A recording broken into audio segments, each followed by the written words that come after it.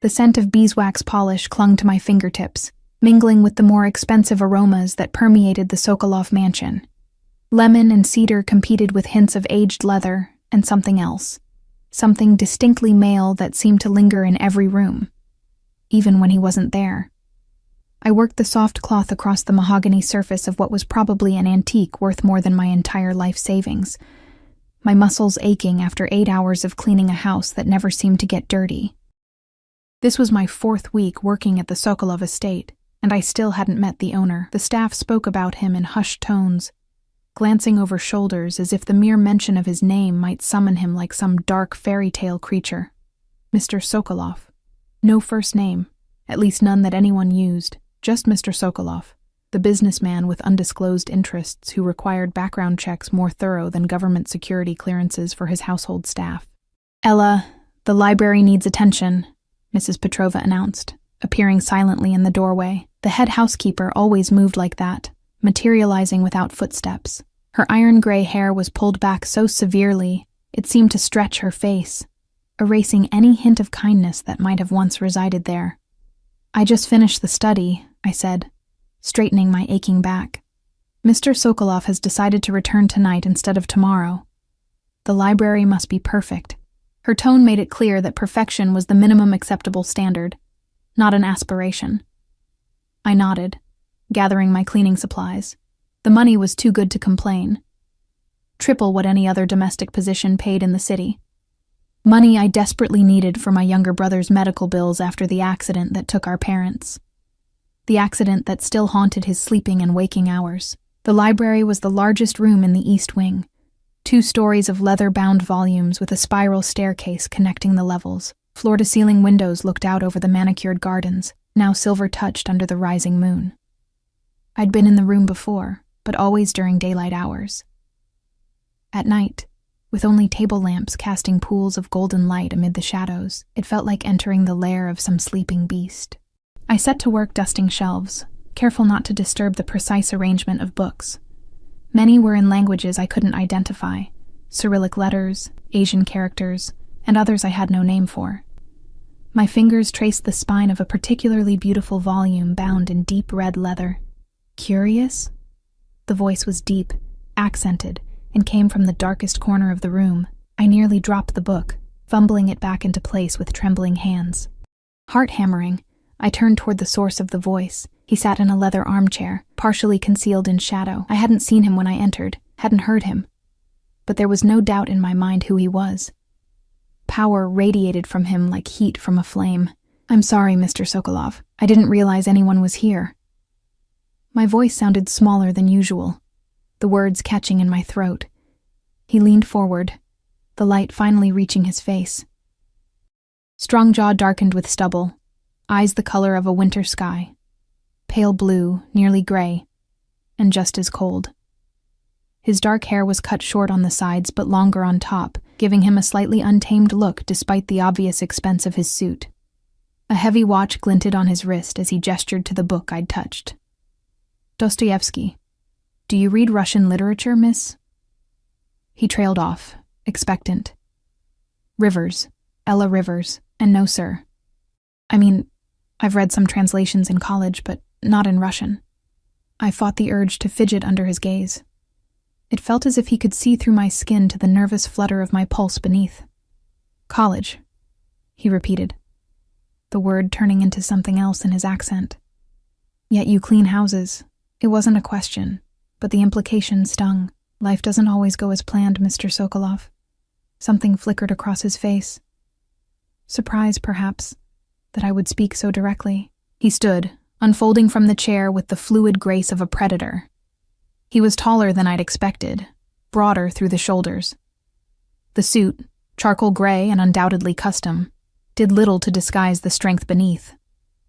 "No," he agreed, moving closer. "It rarely does." I took an instinctive step back, my leg bumping against the cleaning cart. A spray bottle toppled over, clattering loudly in the quiet room. He paused, a slight curve touching his lips. Not quite a smile.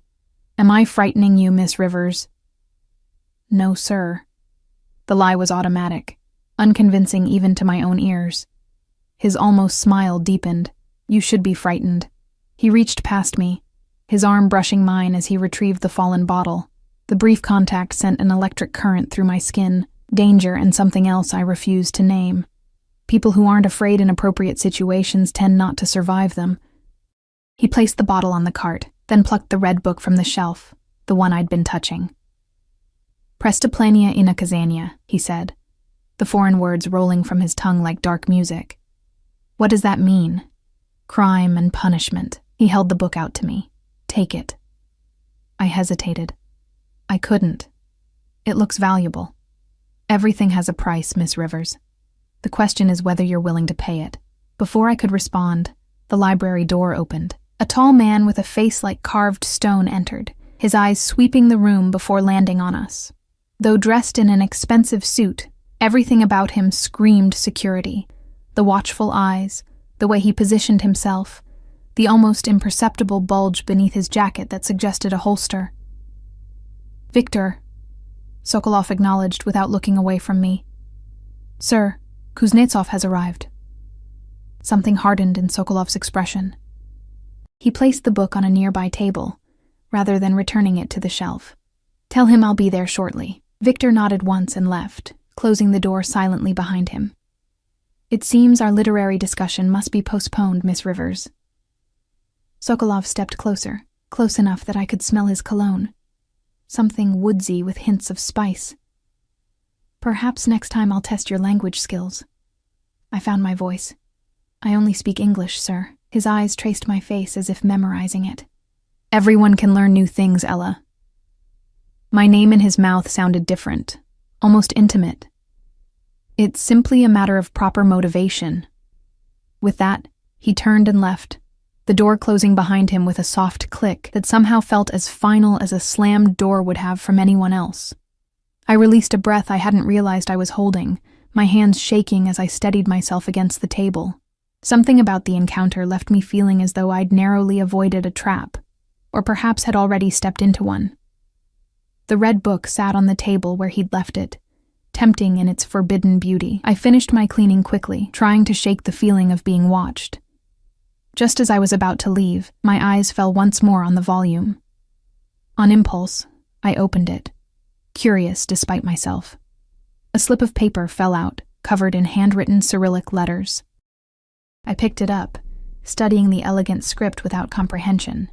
It looked important, possibly private. I should return it to the book, pretend I'd never seen it. Instead, I slipped it into my pocket. My apartment felt especially small and shabby after a day at the Sokolov mansion. One bedroom with barely enough space for a twin bed and dresser, a living room that doubled as my brother's bedroom, and a kitchenette with appliances older than me. But it was clean, safe, and, most importantly, ours. Ella? My brother's voice came from the fold-out couch where he slept. At 16, Jamie was all gangly limbs and 2 sharp edges, his body still recovering from the accident that had nearly taken his legs along with our parents. Hey, buddy, I said, setting down my bag. You should be asleep. Couldn't. He pushed himself up, wincing slightly. Bad pain day then. How was work? Fine. I didn't mention meeting Sokolov. Jamie worried enough about me already. How was physical therapy? Same as always. Dr. Chen says I'm making progress. His attempt at enthusiasm fell flat. Did you eat? I had something at work. Another lie. I'd skipped lunch to finish my tasks early, and dinner wasn't provided for staff below a certain level. But the refrigerator was nearly empty, and my next paycheck wasn't for 3 days. You? Yeah. He glanced away too quickly. I sighed, heading to the kitchen. I'll make us some toast. Ella, it's fine. I'm not hungry. Well, I am. I popped bread into the toaster, the familiar routine helping to calm my nerves. The encounter with Sokolov still prickled along my skin, a feeling I couldn't quite shake. As I waited for the toast, I remembered the paper in my pocket. I pulled it out, studying the unfamiliar letters in the harsh kitchen light. What's that? Jamie asked, suddenly beside me. He moved silently now, a ghost of his formerly boisterous self. Nothing. Just something from work. I started to put it away, but he caught my wrist. Is that Russian? I blinked in surprise. How do you know that? He shrugged. We had a kid from Moscow in my class last year. His notes look like that. He took the paper, examining it. Why do you have this? It fell out of a book I was cleaning around. Not exactly a lie, but not the whole truth either. You don't happen to read Russian, do you? Jamie laughed, the sound rusty from disuse. No, but... He paused, glancing at the paper again. My friend Dmitri might be able to help. His parents are from Ukraine. I don't know, Jamie. It might be private. Yet even as I said it, curiosity gnawed at me. So? It's not like you stole state secrets or something. The toast popped up, and he grabbed a piece. I'll ask him tomorrow. I wanted to argue, but the animation in his face was too precious to extinguish. It had been months since I'd seen him excited about anything. Fine. But be discreet. He grinned, the expression transforming his thin face into a glimpse of the boy he used to be. Spy mode activated. Later, as I lay in my narrow bed, sleep refused to come. Every time I closed my eyes, I saw Sokolov's face, felt the phantom brush of his arm against mine. The man was dangerous.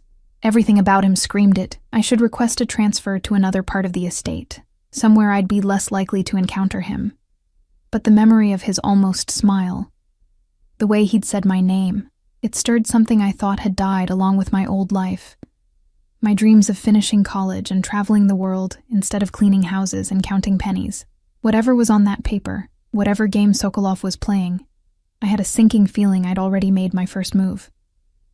The next morning arrived with a pounding on our apartment door. I jerked awake, momentarily disoriented. The digital clock beside my bed read 5:47 a.m., more than an hour before my alarm. The pounding came again, more insistent.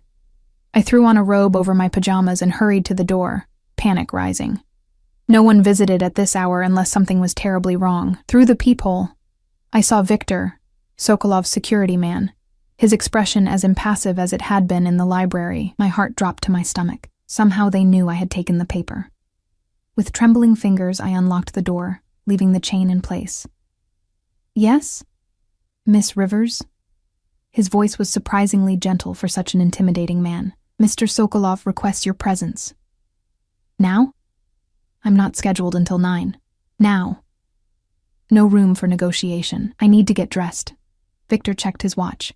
You have 5 minutes. A car is waiting. I closed the door, leaning against it as terror washed over me. They knew. Of course they knew. The mansion probably had cameras everywhere. I'd been stupid, impulsive, and now... Ella? Jamie stood in the living room, hair mussed from sleep, eyes wide with concern. What's going on? I forced a smile. Just work. They need me to come in early. At this hour? Rich people. I shrugged, trying for nonchalance. Go back to sleep. I left some cash on the counter for lunch. I'll text you when I know what time I'll be home. He frowned but nodded. Too accustomed to our precarious circumstances to question changes in my work schedule, I dressed quickly, choosing simple black pants and a white blouse, as close to my work uniform as my personal wardrobe allowed. The paper still sat on my nightstand. I hesitated, then tucked it into my pocket again. Better to return it directly than have them find it in the apartment. Victor said nothing as I emerged, just led me to a sleek black SUV idling at the curb. The windows were tinted so dark they looked opaque. He opened the rear door for me, revealing a leather interior and, to my shock, Sokolov himself, sitting calmly as if being out before dawn was perfectly normal. Miss Rivers. He wore a different suit today, navy blue that made his eyes appear even more startlingly pale. Please, join me. It wasn't an invitation, but a command. I slid into the seat, keeping as much distance between us as the space allowed. Victor closed the door and moved to the driver's seat, the partition between front and back already raised to give us privacy. Privacy I suddenly wanted no part of. I apologize for the early hour, Sokolov said, as the car pulled away from the curb. But we have a situation that requires immediate attention. My fingers curled around the paper in my pocket. Sir, did you know? He interrupted smoothly. That your brother has missed his last 2 physical therapy appointments? The question hit me like a physical blow. What? Jamie Rivers, age 16. Suffered multiple fractures to both legs in the car accident that killed your parents 14 months ago. Sokolov recited the facts as casually as if reading a weather report. He's been seeing Dr. Chen at Metropolitan Rehabilitation Center every Tuesday and Thursday, except for the past week. Ice trickled down my spine. How do you know that? I make it a point to know everything about the people who work in my home. His gaze was steady, unreadable. Including the fact that your health insurance barely covers half of his treatments, and that you've taken out 3 personal loans in the past year to make up the difference. The car slid through early morning traffic, the city still gray in pre-dawn light. I stared out the window, mind racing. Jamie had told me he went to therapy. Had he lied? Or was Sokolov bluffing, testing me for some reason? Your silence is interesting, Sokolov remarked. Perhaps you weren't aware. What do you want? I asked, my voice barely above a whisper. He studied me for a moment, head tilted slightly, direct. I appreciate that. He reached into his jacket and withdrew a folded document, offering it to me. Your brother's medical records for the past month. I didn't take it. That's private information. You have no rights, he interrupted, the word twisted with amusement. Are constructs that exist only when enforced. Who will enforce your brother's privacy rights against me, Ella? The casual use of my first name again. Intimate and presumptuous. I swallowed hard, forcing myself to meet his gaze.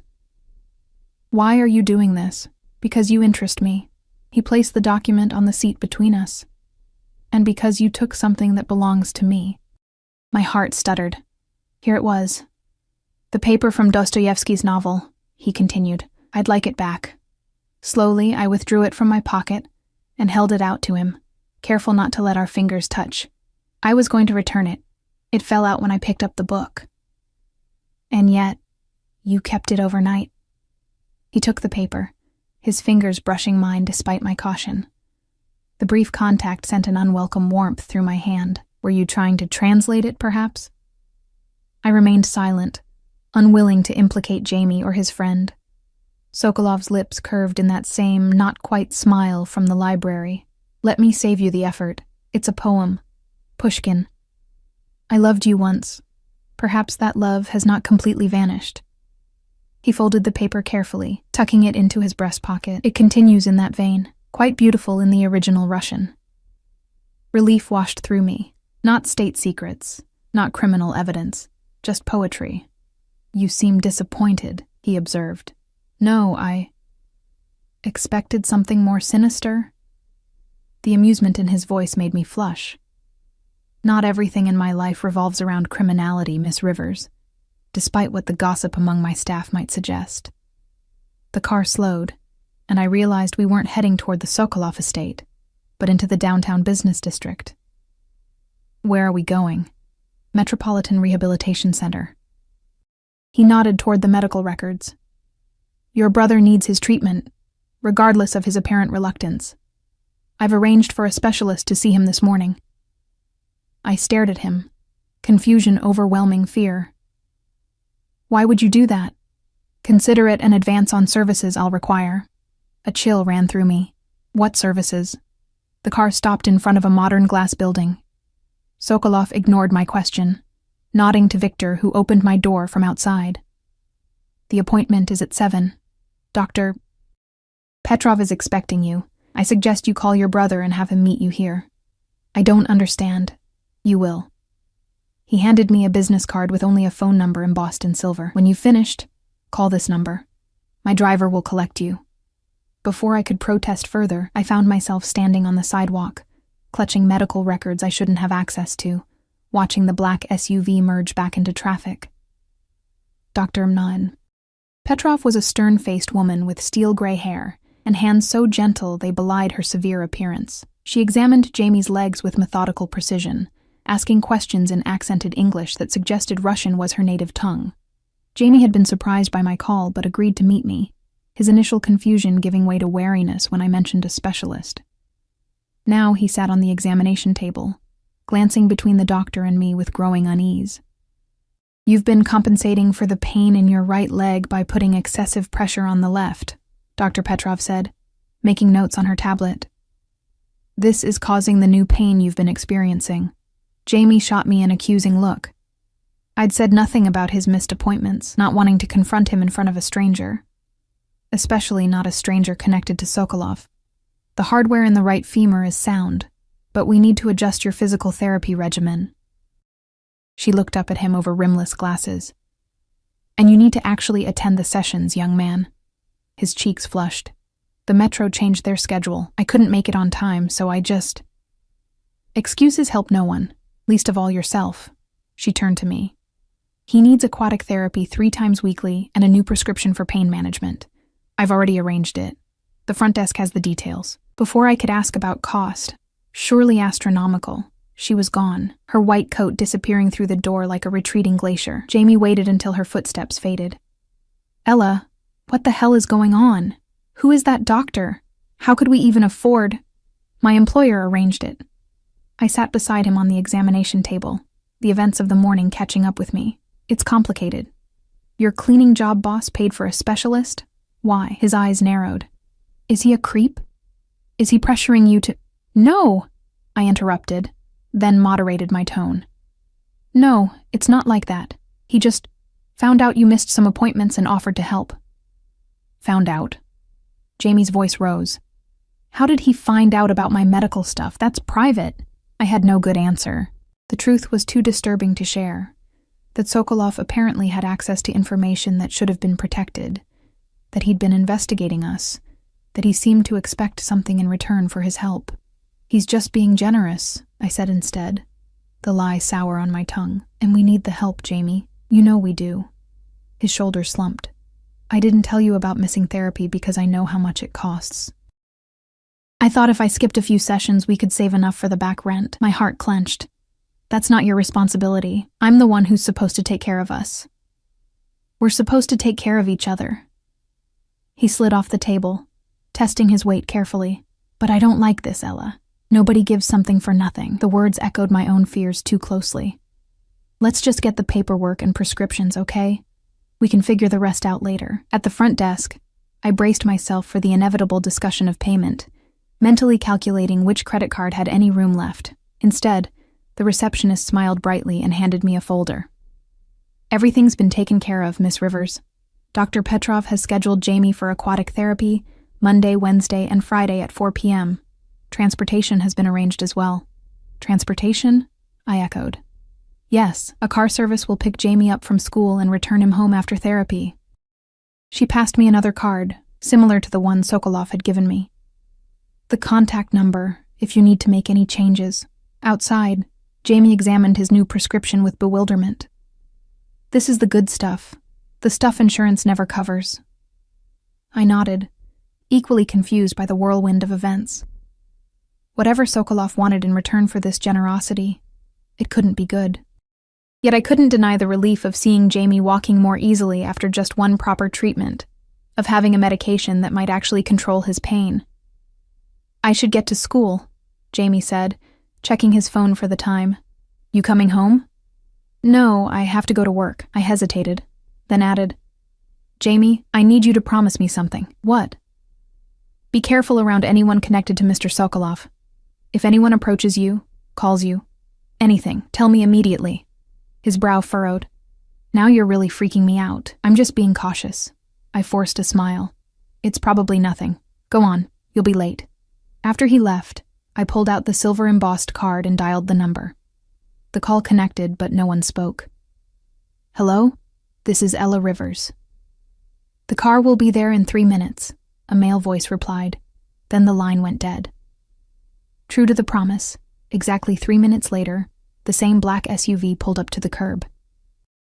This time Victor emerged and opened the rear door. Sokolov wasn't inside. Where are we going? I asked as Victor returned to the driver's seat. The residence. His eyes met mine briefly in the rearview mirror. Mr. Sokolov expects you to fulfill your regular duties today. The normalcy of the statement was almost disorienting after the strangeness of the morning. Of course. We drove in silence, the city awakening around us. By the time we reached the estate, the day shift had already begun their work. Mrs. Petrova met me at the staff entrance with a disapproving frown. "You're late, Ella." "Mr. Sokolov requested her presence elsewhere this morning," Victor interjected before I could respond. "She's here now at his instruction." Mrs. Petrova's expression remained stern, but she nodded stiffly. "Very well. East Wing today. The master suite requires attention." My stomach tightened. In 4 weeks, I'd never been assigned to clean Sokolov's personal quarters. "Yes, ma'am." The master suite occupied the entire northeastern corner of the mansion's second floor. I'd passed the heavy double doors before, but never entered. Now, keying in the staff code Mrs. Petrova had given me, I felt like I was crossing a threshold in more ways than one. The outer room was a sitting area larger than my entire apartment, furnished with sleek, modern pieces that contrasted with the mansion's more traditional decor. Floor-to-ceiling windows offered views of the estate's grounds, the city skyline visible in the distance. I moved through the space cautiously, noting the lack of personal items. No photographs, no mementos. Nothing to suggest the man who lived here had a past or connections beyond these walls. The only hint of personality was a chess set on a side table, an unfinished game in progress. I resisted the urge to examine it more closely. The bedroom beyond was dominated by an enormous bed with charcoal gray linens. Unlike the sitting area, this room had been lived in. The bed was unmade. A book lay open on the nightstand, a glass with a finger of amber liquid beside it. The connected bathroom was similarly used, with damp towels and the lingering steam of a recent shower. I set to work, grateful for the familiar routine of cleaning. Whatever game Sokolov was playing, whatever he wanted from me, I could postpone facing it while I changed sheets and scrubbed tiles. In the bathroom, I found a small leather-bound notebook beside the sink. It lay open, displaying more of that elegant Cyrillic handwriting I'd seen on the poem. Resisting the urge to touch it, I cleaned around it carefully. "Curious again, Miss Rivers?" I startled violently, nearly knocking over a bottle of cologne. Sokolov stood in the doorway, jacket removed, and shirt sleeves rolled up to reveal muscled forearms. He must move like a ghost to have approached without my hearing. "I was just cleaning around your things, sir." And admirably resisting the temptation to snoop, he stepped into the bathroom, the already limited space shrinking with his presence. A marked improvement from yesterday. Heat rose in my cheeks. About the paper, I really was going to return it. After having it translated, it wasn't a question. I remained silent, unwilling to lie but equally unwilling to confess. How was Dr. Petrov? I trust she was thorough. The abrupt change of subject threw me. She was... Yes. Thank you for arranging that. And your brother? Will he be more diligent about his appointments now? I think so. I shifted uncomfortably, too aware of his proximity in the enclosed space. "Mr. Sokolov, I appreciate your help, but I don't understand why you're doing this." He leaned against the doorframe, studying me with those winter-pale eyes. Perhaps I simply dislike waste. Waste? A bright young woman with college education reduced to scrubbing toilets. A teenager missing medical care he needs.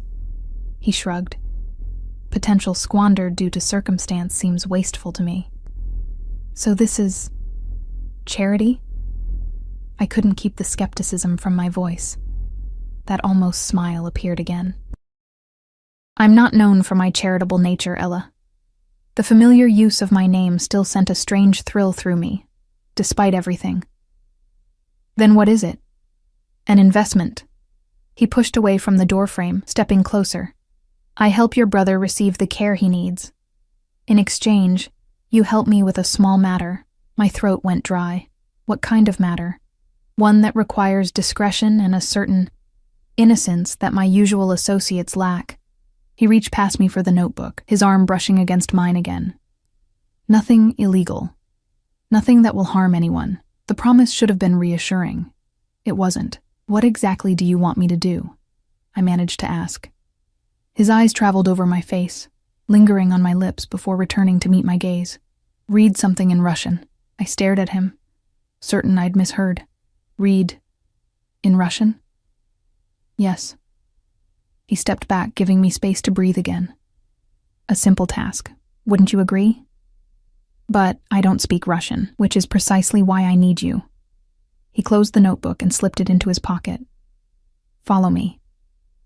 Still confused, I followed him into the bedroom, where he gestured for me to sit in an armchair by the window. I perched on the edge, hands clasped in my lap, while he retrieved a laptop from a desk across the room. "You see, Ella," he began, opening the computer. "In my line of work, trust is a rare commodity. Rarer still is the ability to verify that trust hasn't been misplaced. Your line of work," I repeated carefully, "which is—" that almost smile again. "Let's call it import-export, international trade. Nothing that would interest you." Everything about his tone suggested otherwise. "The point is," he continued, "I have associates who claim to be delivering certain messages on my behalf. Messages written in Russian, to recipients who speak Russian. I need to confirm the messages being delivered are, in fact, the ones I've approved. Couldn't you just ask someone who speaks Russian to check? Anyone who speaks Russian in my organization would have potentially conflicting loyalties." He turned the laptop toward me. On the screen was a document filled with Cyrillic text. "You, however, have no such entanglements, no understanding of what you'd be reading, no ability to alter the content based on personal agendas." It made a twisted kind of sense, in a paranoid, criminal mastermind sort of way. "So you want me to, what, read this out loud?" "Precisely." He pulled a small digital recorder from a drawer. "I'll record you reading it. My associate will play the recording to the intended recipient, proving the message came from me, without any unauthorized modifications." "Why would they believe it's from you if it's my voice?" "Because you'll be introduced as my—" He paused, considering. "Personal assistant. A role I'm prepared to make official, with compensation significantly better than your current position." My head spun. "You want to promote me from maid to personal assistant just to read something in a language I don't understand?" "The reading is merely the first task. I have many matters that require a trustworthy assistant." His eyes held mine. "Someone intelligent enough to follow instructions precisely, discreet enough to maintain confidentiality, and, forgive my bluntness, someone whose well-being provides additional insurance against betrayal." The implied threat toward Jamie didn't need to be stated explicitly. My brother's new medical care, the transportation, all of it could disappear as quickly as it had been provided. "This doesn't sound legal," I said quietly. "I assure you, reading a document aloud breaks no laws." He set the recorder on the table between us. "The rest of your duties would be entirely legitimate. Managing my calendar, arranging travel, coordinating with household staff, and if I refuse?" His expression hardened almost imperceptibly. "Then you return to your regular duties, and your brother returns to his regular care schedule. No harm done." Except Jamie's regular care schedule hadn't been working. Dr. Petrov had made that clear. Without the new treatment plan, his recovery would stall, possibly reverse, and our financial situation would remain just as precarious. What would this pay? The question felt surreal even as I asked it. "Triple your current salary, health insurance that would actually cover your brother's needs, a car at your disposal." He leaned back, watching my reaction. "And an apartment in the East Wing staff quarters, should you wish to live on the estate. Your brother would be welcome as well." It was too much, too generous, which only made me more suspicious. "And all I have to do is read some Russian documents occasionally, to start." His gaze was steady. "I won't pretend the role won't become more complex over time. But I'm not asking you to do anything illegal or immoral, Ella. Just to be loyal and discreet." A voice in my head screamed that this was dangerous, that I should refuse and walk away. But another, more insistent voice reminded me of Jamie's medical bills, of our precarious housing situation, of the exhaustion of living always on the edge of disaster. I'd need time to think about it, of course. He nodded, as if he'd expected nothing less. "In the meantime, would you be willing to complete this first reading? Consider it a trial run." I looked at the screen, the unfamiliar letters swimming before my eyes. One reading. What harm could it do? All right. He pressed a button on the recorder, the small red light indicating it was active. "Whenever you're ready." I leaned forward, squinting at the text. I don't know how to pronounce any of this." Just sound it out as best you can. The recipient will understand the meaning, even with imperfect pronunciation. Taking a deep breath, I began to stumble through the text, mangling the unfamiliar sounds and pausing frequently. Sokolov occasionally corrected my pronunciation of a particular word, his voice patient. The document was several paragraphs long, taking nearly 10 minutes to read with all my hesitations. When I finally finished, Sokolov stopped the recorder and replayed the beginning. My voice sounded strange, the foreign words awkward on my tongue. "Perfect," he said, stopping the playback. "Exactly what I needed. What did I just read? A business proposal. Quite boring, actually." He closed the laptop. "Thank you, Ella. You've been very helpful." The dismissal was clear. I stood, my duties as a maid apparently resumed for the moment. "Should I finish cleaning the suite? That won't be necessary. I'd like you to take the rest of the day to consider my offer." He rose as well, towering over me. "A car will take you home. Be prepared to give me your answer tomorrow morning." "And if my answer is no, then nothing changes." His eyes belied the casualness of his tone. "But I think you're intelligent enough to recognize an opportunity when it presents itself." As if on cue, there was a knock at the outer door. Sokolov called out something in Russian, and Victor appeared in the bedroom doorway. "Sir, Kuznetsov is calling again." Sokolov's jaw tightened almost imperceptibly. "Tell him I'll call back in 10 minutes. He turned to me. "Victor will escort you out. Consider my offer carefully, Ella. It won't be repeated." I followed Victor through the mansion and out to the now familiar SUV. As we drove away from the estate, my thoughts churned. Everything about the situation felt wrong, dangerous. Sokolov was clearly involved in something illegal. No legitimate businessman needed such elaborate verification systems, or maintained the kind of security I'd witnessed. Yet the offer was too good to refuse, especially with Jamie's health at stake, and I had to admit, some small part of me was intrigued by Sokolov himself, by the glimpses of unexpected intelligence, and even kindness beneath the dangerous exterior. "He's not what you think," Victor said suddenly, breaking the silence. I started, surprised by the unsolicited comment from the usually taciturn man. "What do you mean?" His eyes met mine briefly in the rearview mirror. "Mr. Sokolov, he's not like the others in his position." "What position is that exactly?" Victor's lips curved in a slight smile. "You're smart enough to guess." I looked out the window at the passing city. "Something illegal. Something necessary." He turned onto my street with practiced ease, though I'd never given him my address. Another reminder of how much Sokolov already knew about me. In this part of the world, with these people, someone must maintain order. Better him than others who would take his place. The car stopped in front of my building. Victor turned to face me, his expression serious. "I've worked for Mr. Sokolov for 12 years. He is a hard man, yes, sometimes ruthless, but never cruel without reason." His gaze was intense. "If he's offering you this position, he sees something in you worth investing in. That's rare." "Thanks for the character reference," I said, unable to keep the sarcasm from my voice. "But I'm pretty sure he just wants someone he can manipulate and control." Victor shrugged. "Perhaps. Or perhaps he's lonely." The statement was so unexpected it left me momentarily speechless. Before I could respond, Victor had exited the car and opened my door. "Think about it, Miss Rivers. We'll see you tomorrow." Jamie was still at school when I arrived home, giving me time to process the morning's events alone. I paced our small apartment, weighing options that all seemed impossible. Refuse Sokolov's offer, keep my regular job, and watch Jamie struggle with inadequate care. Accept the offer, improving our situation dramatically, while tying myself to a man who was almost certainly a criminal. Or option 3, run. Take Jamie and leave the city, start over somewhere Sokolov couldn't find us. But with what money?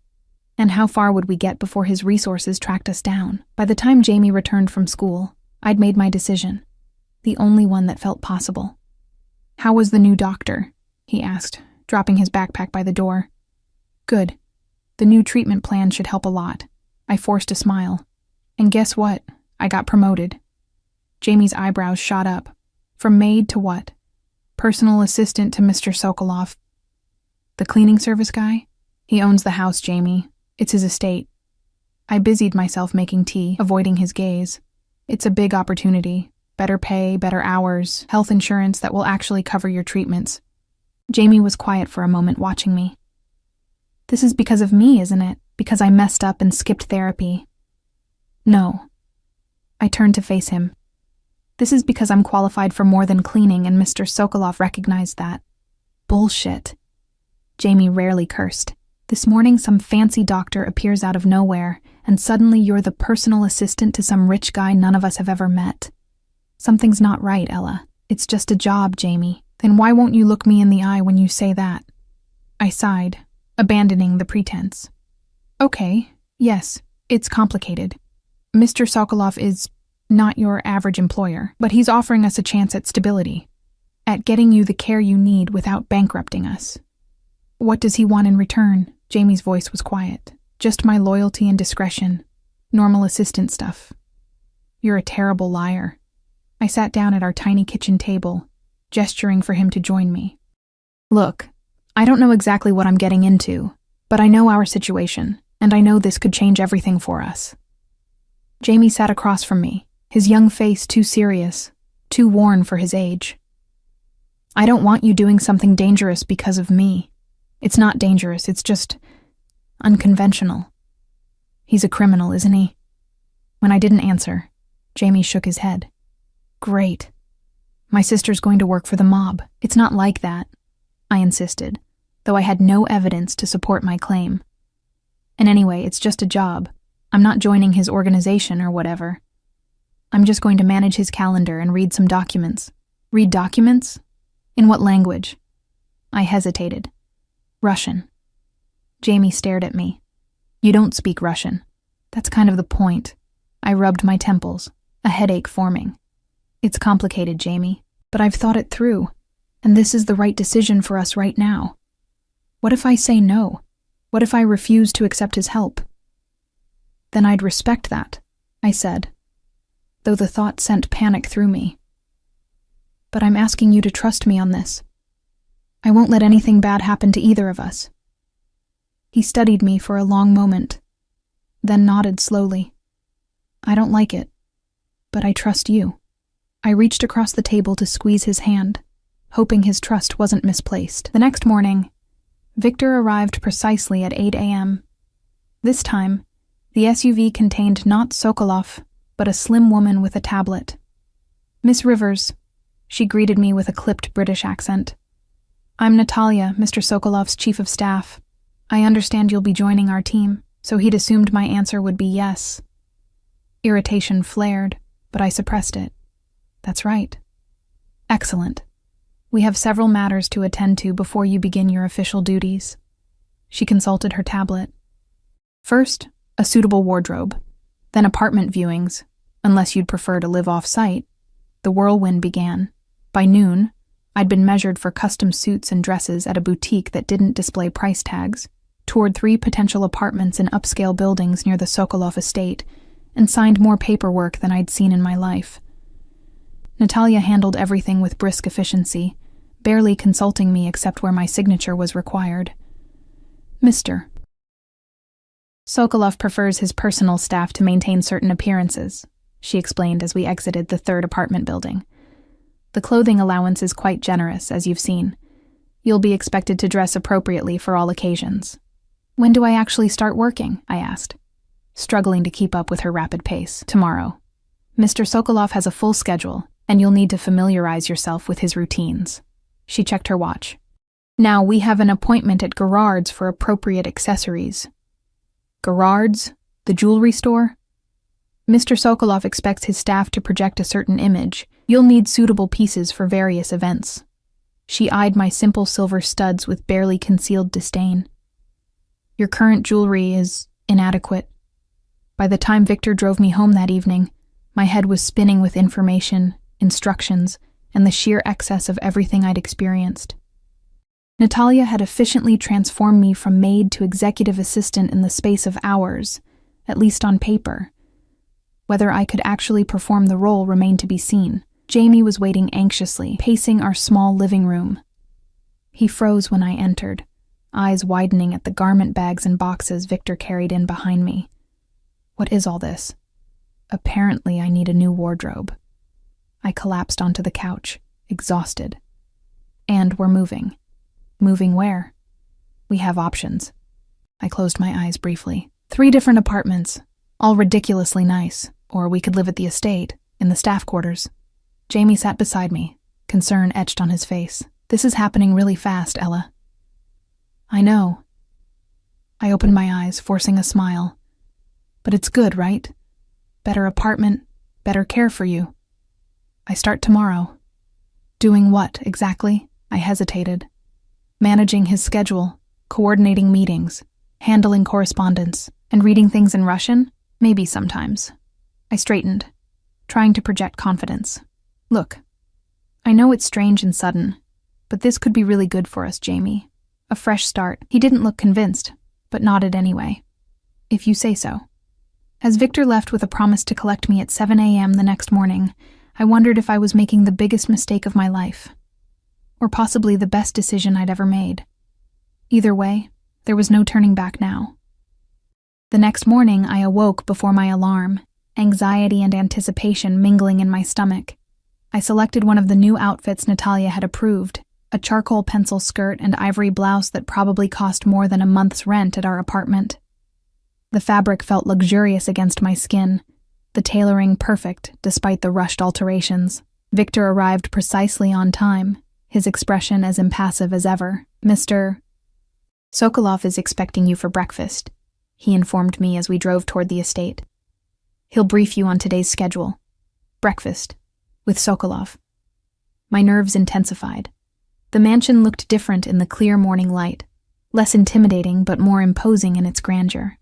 Instead of the staff entrance I'd always used, Victor led me through the main doors into a soaring foyer with marble floors and a crystal chandelier. A far cry from the service corridors I'd navigated as a maid. Sokolov waited in a sun-filled breakfast room overlooking the gardens. He stood as I entered, his eyes traveling over my new attire with obvious approval. Ella, you look appropriate. From anyone else, it might have been an insult. From him, it seemed high praise. Thank you, sir. I remained standing, uncertain of protocol in my new role. Please sit. He gestured to the place setting across from his. And in private, Mikhail is acceptable. Mikhail. It felt strangely intimate to use his first name. Yes, sir. Mikhail. I sat, smoothing my skirt nervously. A server appeared silently, pouring coffee and placing a selection of pastries between us. Sokolov. Mikhail. Waited until we were alone before speaking again. I assume Natalia explained the basics of your position yesterday? Some of it, I admitted, though it was a rather overwhelming day. His lips quirked in that almost smile. She can be efficient. To clarify, you'll manage my personal calendar, handle correspondence that doesn't require my direct attention, and accompany me to certain meetings and events. And read documents in Russian, I added, when necessary. He sipped his coffee. You'll also serve as a buffer between me and those seeking access. Many people want things from me, Ella. Part of your job is to ensure only the important ones reach me. How do I determine what's important? You'll learn. He selected a pastry, breaking it open with long fingers. Your first priority today is familiarizing yourself with my schedule and current projects. Natalia has prepared files for you. We spent the next hour reviewing his calendar, a complex web of meetings, calls, and travel that spanned multiple time zones. Most entries were cryptically labeled, and Mikhail offered little elaboration beyond whether my presence would be required. You'll need a proper security clearance, he remarked, checking his watch. Victor will handle that this afternoon. For now, we have a meeting at 10. We? I asked, surprised. A potential business partner, Russian, but he speaks English. You'll take notes. The day accelerated from there. The meeting took place in Mikhail's private study, a wood-paneled room lined with books and dominated by a massive desk. The visitor, a barrel-chested man named Petrov, spoke rapid-fire English with a thick accent, discussing shipping routes and cargo manifests, with thinly veiled euphemisms that made the illegal nature of the business obvious. I kept my expression neutral, taking careful notes while avoiding eye contact with Petrov, who occasionally glanced at me with undisguised curiosity. Mikhail remained composed throughout, his responses measured and often ambiguous. Only once did his tone harden, when Petrov mentioned someone called Kuznetsov. "Kuznetsov is no longer a concern," Mikhail said, his voice suddenly cold. "The matter is resolved." Petrov's eyebrows rose, but he wisely changed the subject. After the meeting, Mikhail reviewed my notes with approval. "You have an eye for detail. Good." "That man," I ventured. "Petrov, he wasn't really discussing textile imports, was he?" Mikhail studied me for a moment. "It's better for everyone if the paperwork says textiles. So I'm documenting illegal activities now? You're documenting a business meeting." His expression remained calm. "The legal interpretations are complex and often subject to jurisdictional disputes. A diplomatic way of saying yes, it was illegal, but he wasn't concerned about it." Before I could respond, his phone buzzed. He checked the screen, his face hardening. Kuznetsov again, persistent. He turned to me. "I need you to deliver a message, in Russian." My stomach tightened. "Like before?" "Similar, but in person this time." He moved to his desk, withdrawing a folder. "Kuznetsov will be at the Vanguard Club tonight. You'll join me." "A club?" "I don't think..." "It's not a request, Ella." His tone brooked no argument. "Victor will take you home to change. Wear the black dress Natalia selected yesterday. Be ready at 8. The black dress was unlike anything I'd ever owned. Sleek, elegant, with a neckline that hinted at rather than displayed, and a slit that showed just enough leg to be noticed without being obvious. Looking in the mirror, I barely recognized myself. The woman reflected back looked sophisticated, confident, nothing like the exhausted maid who had cleaned toilets a week ago. Jamie whistled when I emerged from my bedroom. "Wow, you look different." "Good different or bad different?" I asked, smoothing the unfamiliar fabric. "Just not like my sister." His expression was troubled, more like one of them. The comment stung more than it should have. "It's just clothes, Jamie." "Is it?" He gestured to the apartment, now littered with boxes and bags from designer stores, "because it seems like a lot more than that." Before I could respond, my phone chimed with a text. Victor was waiting outside. "We'll talk tomorrow," I promised, grabbing the small clutch purse that matched the dress. "Don't wait up." The Vanguard Club occupied the top floor of a gleaming downtown tower. The elevator required a key card, which Victor supplied, and opened directly into a dimly lit reception area, where a stone-faced security guard checked an iPad before nodding us through. Inside, the club was nothing like I'd imagined. No pulsing music or crowded dance floor. Instead, small groups of well-dressed people conversed in hushed tones at scattered seating areas. A bar staffed by black-suited bartenders occupied one wall, while floor-to-ceiling windows offered panoramic city views along another. Mikhail waited at a corner table, wearing an impeccably tailored black suit that made him look even more dangerous than usual. His eyes tracked our approach, lingering on me with an intensity that sent heat up my neck. "Ella." He stood as we reached the table, his gaze still appraising. "The dress suits you." "Thank you." I took the seat he indicated, acutely aware of the stares from neighboring tables. "Is this where I deliver the message?" "Shortly." "Kuznetsov likes to make people wait." He signaled a waiter, who appeared instantly. "Vodka. The beluga." The waiter turned to me expectantly. "The same," I said, not wanting to appear out of place. As the waiter left, Mikhail leaned closer. "Kuznetsov is a necessary business associate, but not a friend. He'll attempt to unsettle you. Ignore it." What exactly am I reading to him? A reminder of our agreement and a warning. His eyes hardened. He's been making overtures to rivals, testing boundaries. And my reading this in Russian accomplishes what?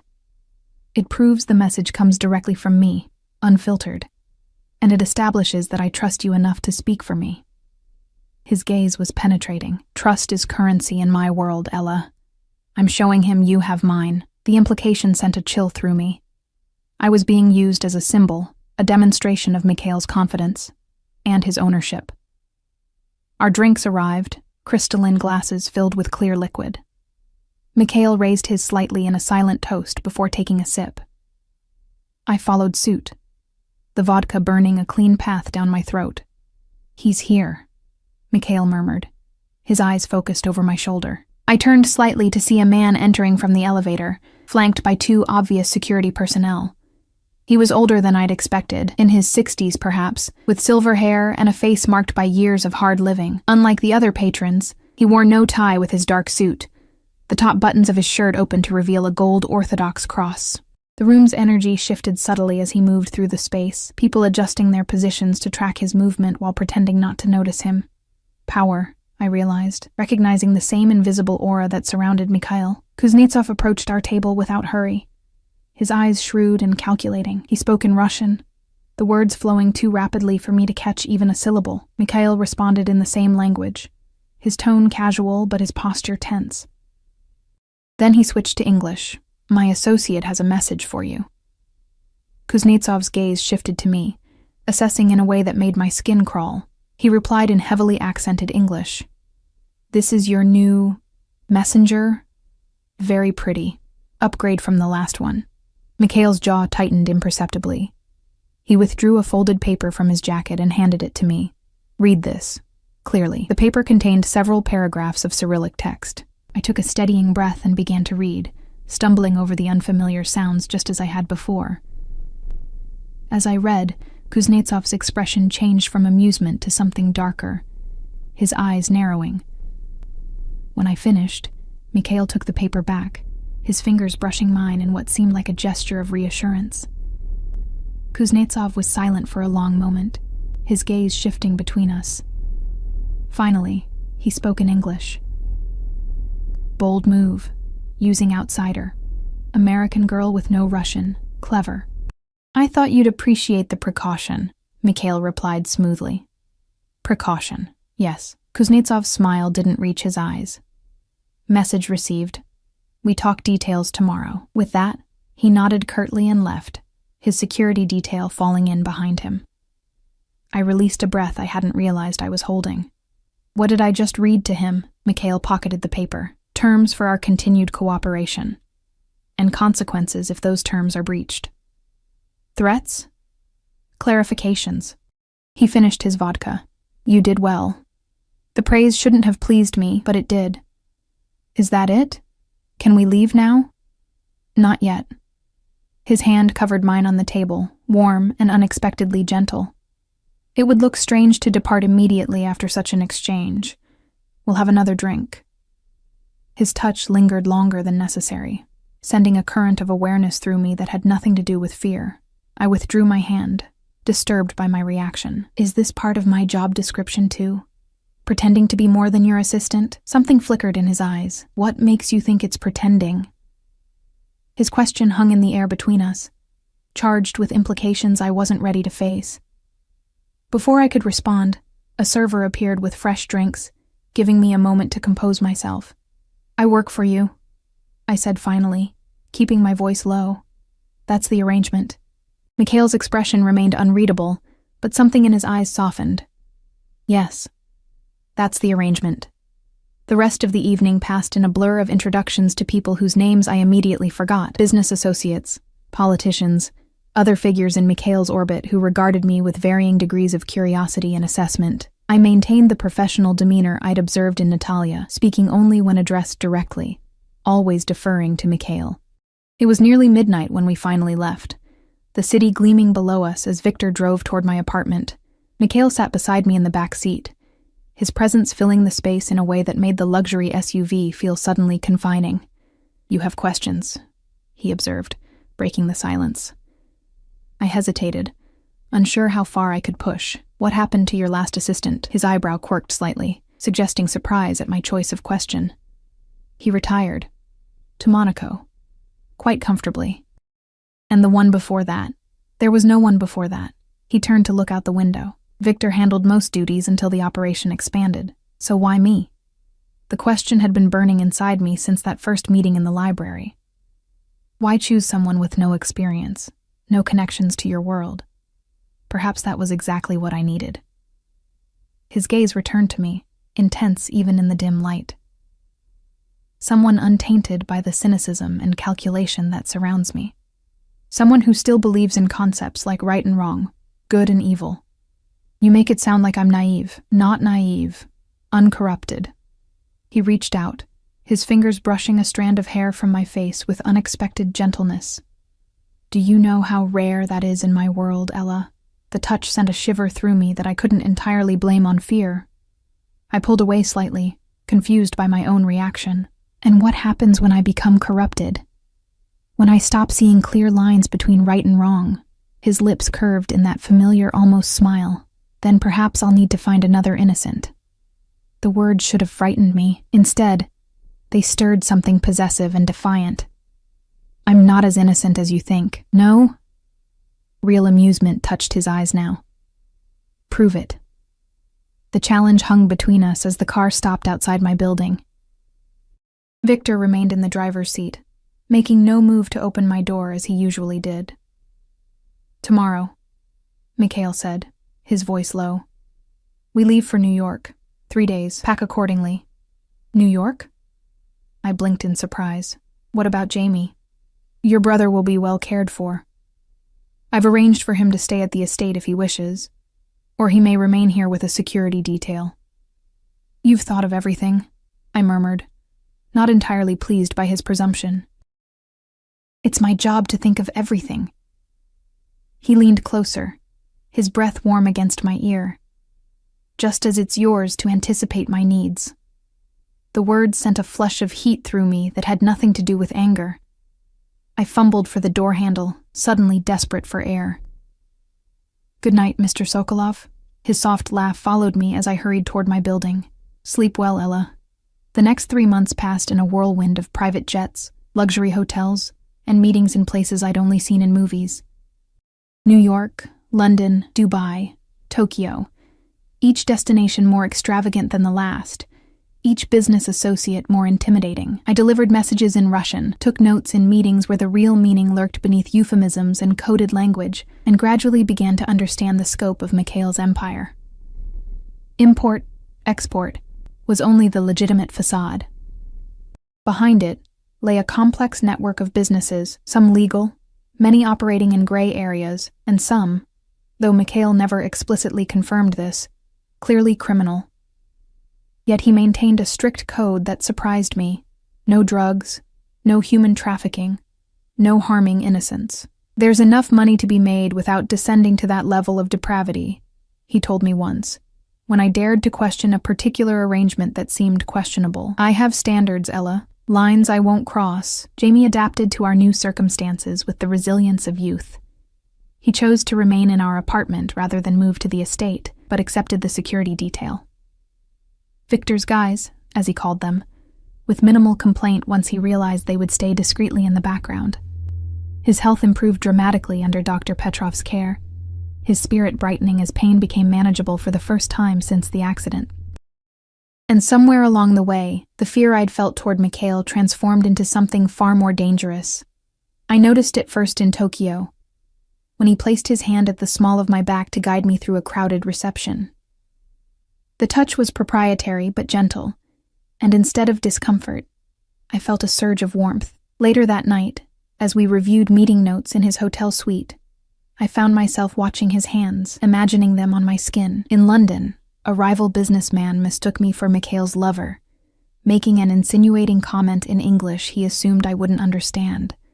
Before I could react, Mikhail had the man pinned against a wall, speaking rapid Russian, in a tone that required no translation. When he returned to my side, his eyes still cold with anger, I felt not fear but a disturbing thrill.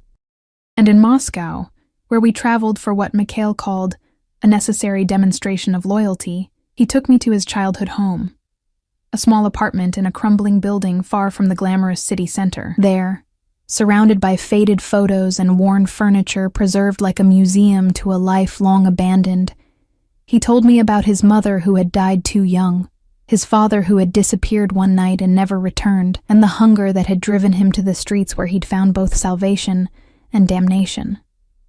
You think I'm a monster, he said, his voice unusually raw. Perhaps I am, but I became what I needed to be to survive. I reached for him then, my fingers threading through his, a connection that went beyond employer and employee. I don't think you're a monster. His eyes, usually so controlled, revealed a vulnerability I'd never seen before.